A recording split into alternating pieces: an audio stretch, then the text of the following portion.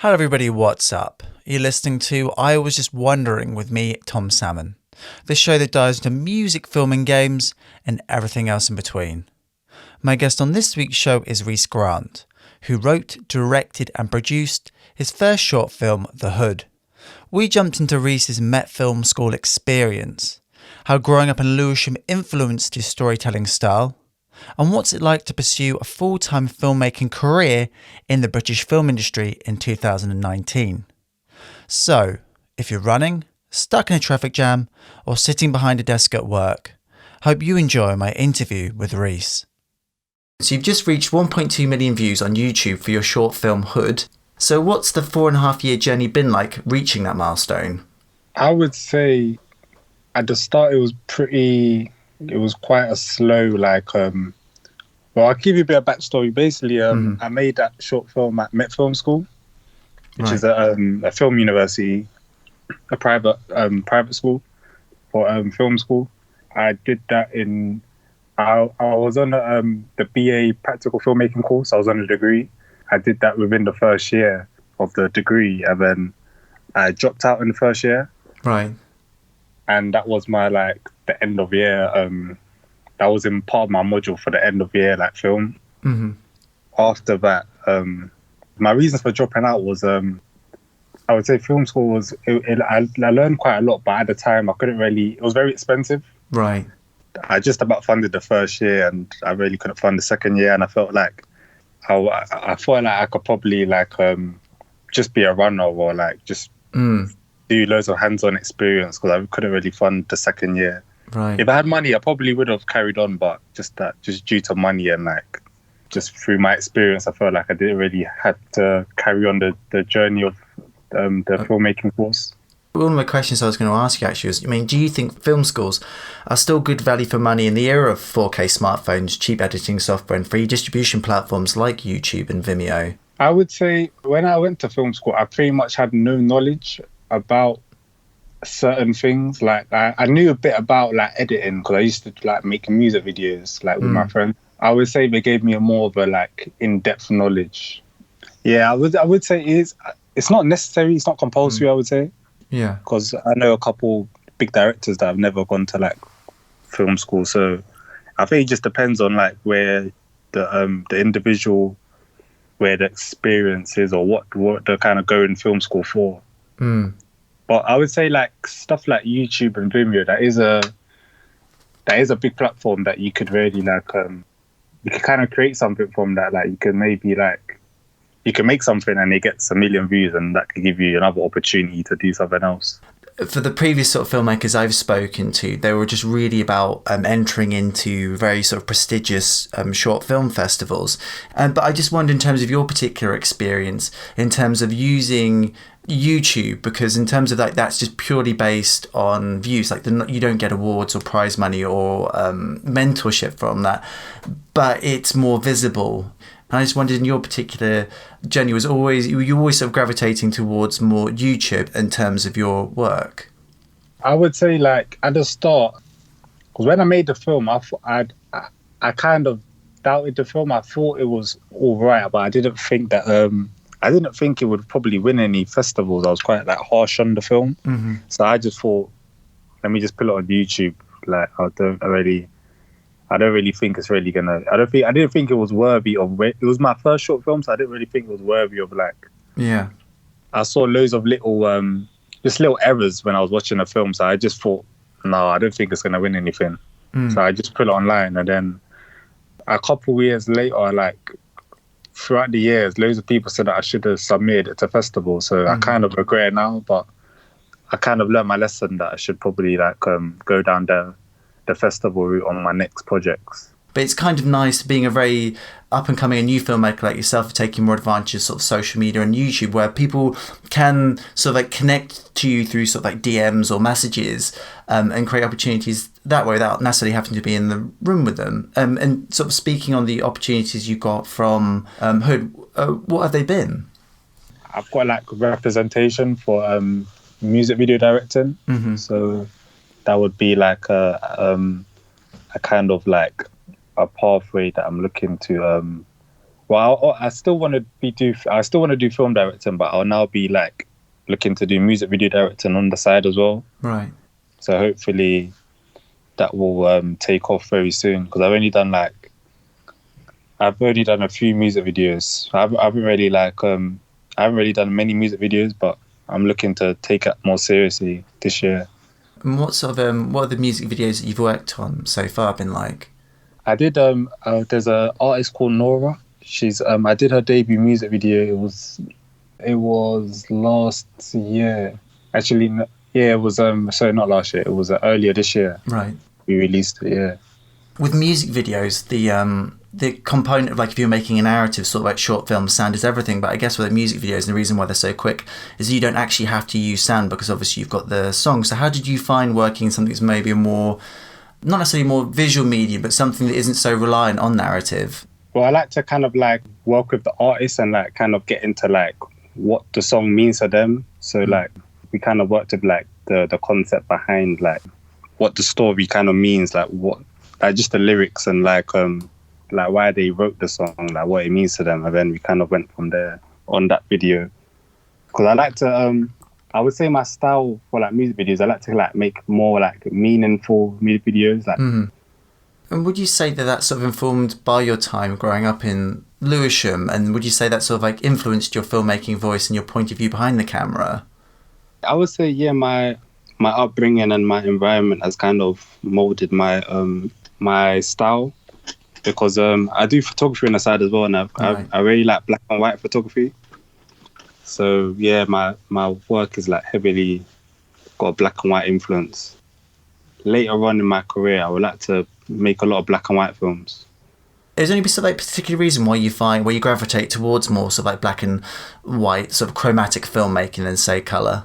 I don't know. I just really like the look, and that it gives you a certain mood. But I obviously understand with film, like you can't really force a black and white film. It's kind of got to go with the I would say maybe the kind of genre. Obviously, the very famous one recently was The Artist that won the Oscar, and then going even further. Have you seen Roma? I like that. That was in black and white. That was quite recent. Yeah, it was. Yeah, it was really good. And what else was? I think Lehane going really way Lehane. back. That's a good film. Yeah, I like that. I mean, obviously, Hood deals with drugs, domestic violence, and knife crime, and these are very sort of present social issues affecting the UK right now. And I just wondered, when you were writing and creating the film, 2014, like how important was it for you to tell this sort of story, and kind of like how does it relate to your own personal experience? Because that story is like a summary of like my upbringing in Lewisham. So it was very personal. So like when I made the film, when it was in a pre-production, a lot of scenes got removed. So it was kind of like my vision wasn't 100%. So that's why I kind of I wasn't even going to upload it to YouTube, to be honest, because I felt like it wasn't how I kind of visioned the script, and the ending got changed.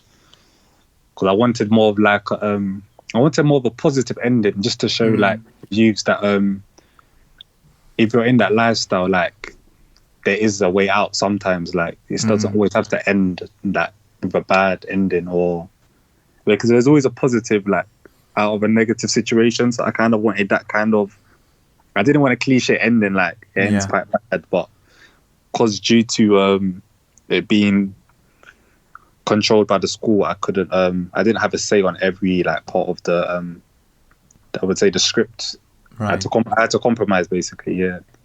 I thought if I'm going to direct a film like within that kind of genre, or that kind of gangster, that kind of gangster film, I thought like I might as well do something that hasn't been done before. Like it's not predictable. Like I don't want to do a storyline that's been done. I wanted to give it a bit of I don't know.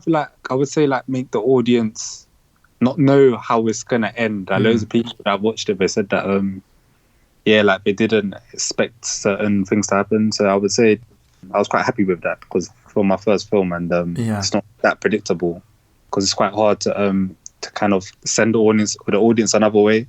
In terms of the ending you had envisioned, I'm going to link your short film to the episode so people can if they don't want spoilers, they can jump off now, watch the film, and then come back. But in terms of your original ending, what had you kind of like planned for it other than the one that's in the film? Yeah, I don't want to spoil it for like the listeners, but it was basically like the main character, he kind of leaves that lifestyle behind and he just decides that's not for him. Right. Yeah, that would have been my like ideal ending. Like he just kind of removes himself from the situation. And can you kind of remember what the argument against that was from the school of like why they perhaps weren't in favour of a more sort of like positive ending like that? I would say my reason was because I did hear where they were coming from. I think they thought the ending that I used was more impactful. Like it was more, it had more of an impact. It did have more of an impact, but it still was very cliche. But I don't know. I guess it worked. It got 1 million views. So I can see where you're coming from, because from one side you can say, well, it's literally just reinforcing a stereotype of like all these sort of stories kind of end in that particular way. If I knew that they was gonna make me end it like that, I probably wouldn't even produce the film. I probably would have used another script. Yeah, because it's kind of following the same structure of other films. But I would like to make it into a feature one day, and I would like to do it how I envision, because it was originally meant to be a feature film script, but right, kind of cut loads of like bits out, and then I just kind of summarized the feature into like 15 minutes basically. Right. In terms of the cast, how directly related were they to the sort of issues that you were sort of like dealing with? Yeah, most of the male actors, they were all from very similar backgrounds, and like they relate to the characters. And some of them were my friends, and then 2 of them were like training professional actors. Right. The main characters, they come from similar environments, so they kind of related to. I think that's why they applied, because they kind of connected with the storyline. And then the female actress, the other main actress, she was she's from a similar background as well. Yeah, so pretty much everyone was from basically the kind of background that I kind of envisioned. Right. Just to be from. So I know this isn't a particularly easy question to answer, but I just wonder from your own personal experience in dealing with the subject matter the film deals with, essentially, it's like, how would you start to sort of tackle knife crime in 2019? I don't know, I think sometimes you feel like there's no hope.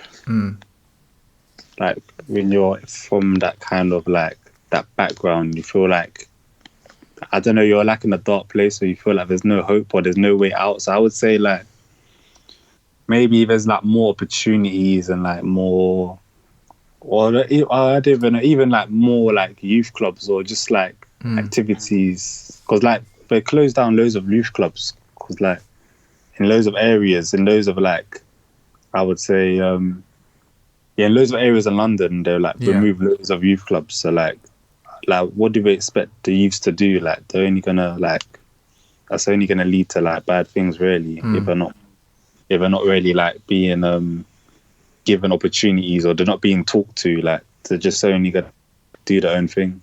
So I would say like just probably opportunity, and just someone to talk to, because sometimes if you've got no one to talk to, if you've got someone that's like not really, if you haven't got a positive role model telling you things, then that's only going to lead to bad things. In terms of filmmaking, was that an outlet for you to gravitate away from those negative influences in your life, and perhaps provide more opportunity for you? Yeah, I kind of wanted to like escape and like just create opportunity for myself, and like just be like a role model for like anyone who feels like they can't like leave that lifestyle, or like they can't, because I'm sure there's loads of people that they're like out there that want to do films, or they want to, I don't know, do music, do photography, but like they feel like there's no hope. So like hopefully like in 3 or 4 years time, I don't know when, but when I get more bigger in my career, and like they could look up to me, because I do get quite lots of like, I get DMs or like messaged by people that like are upcoming filmmakers or like photographers, and they like say, oh yeah, they look up to me, or like they're doing photography or directing because they've seen my film or they've seen my work. Yeah. And I'm not really anywhere near where I'm trying to get to at the moment. I feel like I've got a long way, so like that's quite good that I've got like I would say I've got a couple fans. I think that's great in a way, because oftentimes when you see really well established like filmmakers, you kind of feel like, just in general anyway, like, well, how would I even get there? But what's sort of really nice is like people see your journey, where you're at and where you're going to, and they think, well, hang on a minute, like that, you're not, not too dissimilar from my sort of experience. Maybe I can jump in and do a similar sort of thing and navigate my own way through it. Yeah, because sometimes I feel like I don't know what advice to give because I'm not really there yet, so it's quite difficult. Because I'm like they try to give me they try to ask me like advice how to like just like filmmaking advice or like directing advice, and I'm not really like an established director yet, so it's quite hard. To because I'm still trying to get in the industry myself, so it's quite tricky sometimes to kind of I just wonder, what do you think of film institutions like the BFI, Creative England or Screen Skills, and do you feel they give enough support to encourage, say, minority or underprivileged filmmakers, especially when they're starting out? I feel like with the industry, I feel like it's more like, I would say obviously it's about how talented you are, but at the same time I feel like you've kind of got to know the right people, and if you don't know the right people, then it's going to be a very long waiting game. Because, I would say you need to kind of know who's who. I kind of realized that, like, just when I left film school, I kind of realized that it's not.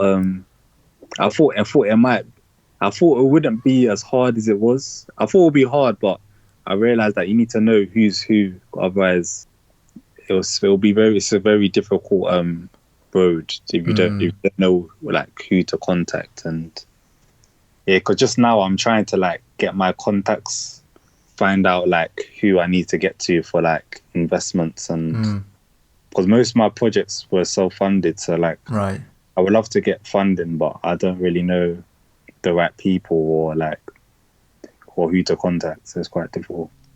So at the moment, in terms of you figuring out your filmmaking career, you said you're building up your contacts and understanding. I mean, have you looked into sort of various sort of like film schemes and sort of kind of seen if you're eligible or not? Yeah, I've tried to I probably applied for like 2 like filmmaking like funds, but I didn't really get any like results. So like I kind of just, I don't know, I just kind of gave up, and I would say like I kind of thought like I should probably just self-fund again, like the way I did I just self-funded it. It's quite difficult. It's quite difficult doing the funding route, because they want like, it'll be quite annoying. Like sometimes there'll be like just something I don't qualify for. Like I might say like, I don't know, won some awards or like, or it will just have always something that I don't qualify for sometimes. So sometimes I can't even apply. So I kind of gave up looking for funding. Right. But in the future, maybe I might actually like just try looking for funding again. But so I just wondered, as a filmmaker, and I'd like your hot take in terms of sort of films like Moonlight, Black Klansman, Get Out, Black Panther, and Us. There definitely seems to be an underserved yet hungry audience for diverse and progressive cinema in America. But I was just kind of wrapping my brains before the interview to think in the UK of any very sort of like recent films that have caught people's attention like those particular films have. I would say the only film that's like kind of diverse, that's kind of like had a buzz, would be like, you know, like, have you seen Noel Clarke's like trilogy of films? Yeah, the Kidulthood movies. Yeah, that would be the only. I would say that would be the only kind of like films I've had like a good reception in the UK for like. But apart from that, I can't really.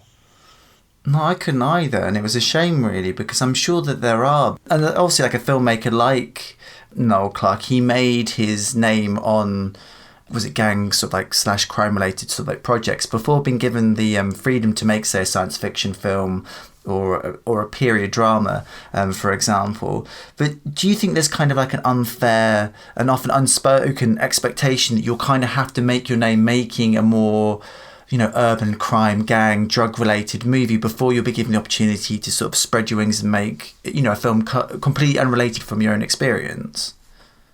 Yeah, I think it's very difficult to get your big break.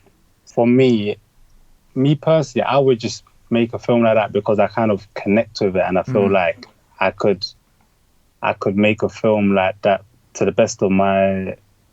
I think because I've been in loads of I've got loads of experience from being in those environments. I feel like I'll give it a very realistic touch. Because that's what I tried to do with the hood. That's why for the cinematography, I made it all handheld. So it's like the viewers following the characters. Yeah, I tried to give it a realistic kind of movement. Yeah, so on my next films that I do, I'll be doing loads of long takes and right. It'll be handheld loads of long takes. Because that'll be my style. I like long takes and I like handheld shots. Right. So more of a sort of documentarian sort of because I really like realism. So I'll be making loads of realism films. Right. Yeah, I would say because loads of people when I made The Hood, they said that I shouldn't really make too much of those films because then I would just be kind of boxed in. I'll be categorized as just a director that makes hood films. So I don't really want to make too many. I would I'll probably just make a few more than a feature, then I'll be done. I'll move on to all my other scripts that I've written. And what are some of those other scripts? I mean, what other sort of, apart from urban-based sort of dramas, what other sort of genres of filmmaking sort of capture your imagination and sort of stories?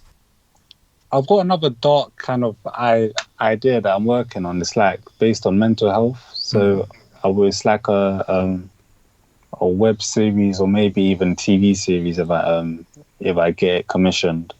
So I'm working on that idea with another writer, and I've got a comedy idea that I've written with another writer. So I've got two very different scripts from the. So I'm pretty. I like to write them myself or collaborate because most of my work are based on experiences that I've been through. Right. So I had a bit of my own kind of my own story. Most of my work will have a story that I've been through, have something that I connect with. So in all my scripts, it's got a touch of my story in it. Right. So they come from a very sort of personal place. You have to locate it sort of personally rather than just it being a sort of pure, not necessarily a flight of fancy, but a work of pure sort of fiction in a way, that you definitely have to find something within that story that you locate that you've sort of personally dealt with.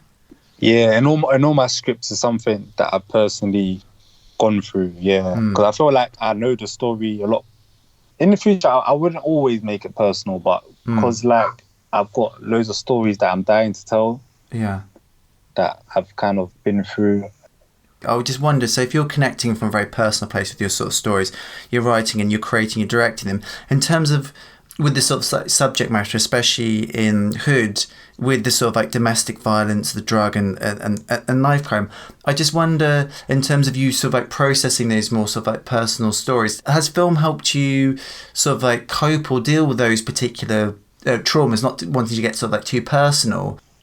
Yeah, I would say I feel I feel I just need to kind of get these stories out, just let them off my chest. Because I would say there's not many of these films that get released that are based on true events or I would say they're mainly it'll be made up or it'll be written by someone that doesn't really have any connection to those stories. Yeah. So I would say, I would definitely love to get out all those stories that are close to me that I feel needs to be heard. I would love to get them out there one day onto a short film or feature film or TV. That would be my that's what I'm trying to work towards.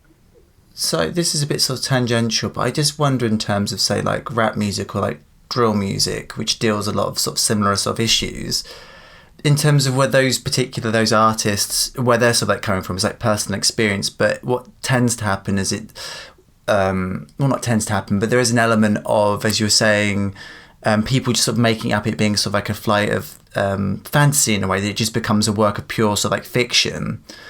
And I just wondered, in terms of your point of view on that particular sort of like music genre at the moment, which is sort of fairly sort of like prevalent, and they rightly or wrongly has been sort of linked to sort of gang violence. I just wondered what your particular take was on that. Do you think, in terms of like that form of expression, that whether it's good for people to kind of tell those sort of like stories, but in another way, those people telling those sort of like stories has incited reprisals? I would say it's quite difficult because, like, if they don't tell the story, then some of them may not escape that lifestyle. So I would say it's quite like it's quite a difficult one because some of the rappers, they do kind of like diss other gangs. So it's quite it does have an effect when they kind of diss another gang. But at the same time, if they don't make the songs about their lifestyle, or they don't if they don't like promote their music, then they may still be in that lifestyle. So it's quite hard. Like, it's like they kind of, like what they're rapping about is not very good for people to hear, or like young people to hear, because young people might be influenced by it. But I don't know if that's really what's happening. Then I can't really say they shouldn't rap about the way they're living if that's how they're living, because it's quite a difficult kind of question, because they're just trying to make it out that situation as well. So it's like, if they don't, they've got no other. Like, I feel like deep down they don't really want to rap about it, but they know that they've seen other rappers kind of make it and get out. So like, they feel like it's their turn to do it. The scene's getting quite big now, and like, loads of people like from that background are kind of, they're making like big money from it, and they're getting signed to big labels. So I feel like that's the reason they're doing that. They're seeing results. Yeah. But at the same time, some people would say it is spiking the knife crime, but I feel like in general the knife crime is quite high. So like, you can't really put the full responsibility on the music. Yeah, can't really. But yeah, I think everyone have a different opinion. Like, I wouldn't generally say like the music has spiked the knife crime, but yeah, rapping about it is not the best solution. But if it makes the rapper feel better to release the music, then that's good for them. If it gets it off their chest, like for me, I would like to get certain stories off my chest by releasing films. So with them, it'll be music. So I can't really like go against releasing that kind of music. It is hard though, because you're right. On one hand, it's like that's the way out. That if they get successful, then they have to stop doing what they're doing on the side. But in the process, they are promoting what they're doing on the side, which is then influencing other people to kind of do sort of similar activities to a certain extent. So it's like the individual versus the community, and that must be a very, very tough position to kind of be in. And I think what's often overlooked is that these people that are rapping out these particular stories are suffering from very severe sort of like trauma, mental trauma. And you have to express it, and maybe the idea of seeing a therapist within that sort of particular community or something that just isn't available. So you have to get this out. You have to talk about where you're at. So I can definitely see like on both sides, and it is very tricky. I feel like it is very tricky because like, I don't know, because I see like on the news, like they're so against that kind of music. They try to ban the videos, they try to take it down, they try to ban the rappers from rapping, but like, and then they have to like change their name and their identity, wear masks just to cover the identity, and but at the same time, if that can get them out, then it's quite tricky, because I feel like it's just going to be a cycle. I don't think it will really stop. I think years down the line it'll be the same situation, like they've got to rap about it to get their way out. I understand that you're working on making Hutu, which you've sort of spoken about. How far along are you in the development process, and what's it like putting together an independent feature in 2019? I would say it's quite tricky because like I've got a big expectation. So Yeah, because when I released the first one, there was no expectation because no one's ever heard of me or like they've never seen any of my films because I never really uploaded any. So it was kind of like, it was kind of good to just like, I had no pressure really. But now, Right. because I've got like nearly 4,000 subscribers on YouTube, I've got like a bit of pressure from like, I would say like companies and like, I've obviously, I've got my agent and then couple people that are looking to promote the film for me. So like I've got quite a lot of pressure on my my follow up. But I would say I'm trying to look for like I'm quite a perfectionist. So like I haven't I would like everything to be like 100% my vision. I do like on the last film like certain scenes got removed and like because the producers didn't see my vision. So on this, every like crew member, I would like them to like see my vision. I don't want to like have one that doesn't really they don't see my vision. Right. And because I think actors as well, I would like to use more professional actors because I just use my friend. I basically used to use what I could get. Right. Next time on the next one, I would like to use like actors that I feel like they're like exactly how I wrote their character. Like they could I could get the exact performance that I've written. Yeah. I'm proud.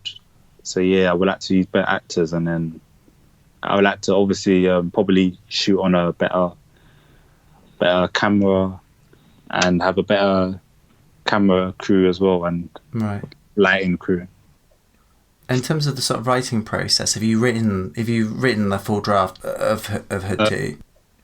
I'm still working on the draft, but yeah, I've kind of got an idea of how I want to write it. I've kind of got the structure. Just that I need to I just need to finalize everything. Right. Yeah, I just need to get a final get like probably like I'll probably get a script editor to look at it or yeah, just to get a final look because I'm quite new to script writing, so I wouldn't just go ahead and start shooting without getting the final approval. Just sort of like wrapping up with you, in the sort of like future, what do you think your dream project would be if time and money wasn't an issue? A film with like a kind of like a musical or poetry kind of narration kind of vibe, and I would like for it to be in black and white. Right. That would be my main. Yeah, that would be my main like my dream project, to create something in black and white and have to like for it to be like a musical, just something very, very different. Is there any particular films that you draw inspiration from about that sort of like project that would be the kind of like you've sort of like seen and go like, oh, that's really cool, and I did like do my version of that? I don't know, like my favorite musical would be like, I know it's quite random, it would be like, I really like Oliver Twist. Okay, yeah. Yeah, and yeah, I don't know, I was thinking like of maybe like, I don't know, like maybe merging that kind of like a musical, like something. Yeah, I don't know, I've always wanted to do like a music, or like something to do with poetry. I would like to like merge musical and poetry in my film and make it black and white, something along them lines. Would you think, in terms of obviously being a UK sort of like filmmaker, and in terms of like location, would that be something you go like, well, I do like this sort of like poetry sort of like musical, like in Lewisham? Yeah, like that could work. Yeah, like because I've always had the idea in my head, but I'm not really. It seems like it's a very bold move, so I think I would do that when I'm established director, because I don't think people would I don't think they would give me a chance to like watch that film unless like I've hit a certain amount of I don't know. I think like when I've had like a certain amount of like credits, like they've seen like my like 10 previous projects and they kind of know like what to expect. Like if I was to do that on my next project, I feel like that might not have as good reception as I imagined to get. I don't know. It sounds like a very interesting concept to me. That's something that would definitely grab my attention. Yeah, because I've had that idea for quite a while. Just that I'm quite a perfectionist. I wouldn't want to do it and it's not done right. Like I've obviously got to like think about like all the lyrics and then the poetry and the story. Like it's all got intertwined, so it's quite. I know it's gonna take a lot longer to write than the short films I've written, and it's got to hit certain subject matter. Like it's very. I've been the music. It's very yeah. That one. It's very yeah. That one's gonna be very deep. So I've got to probably later on in my career. I'll definitely. So there you have it. I had a great time chatting with Reece. Please do like and subscribe to the show on SoundCloud and YouTube, and drop a comment or two. And you can get in touch with me at the Salmoning01 on Instagram. Thank you so much for listening. I've been Tom, and I'll catch up with you next episode.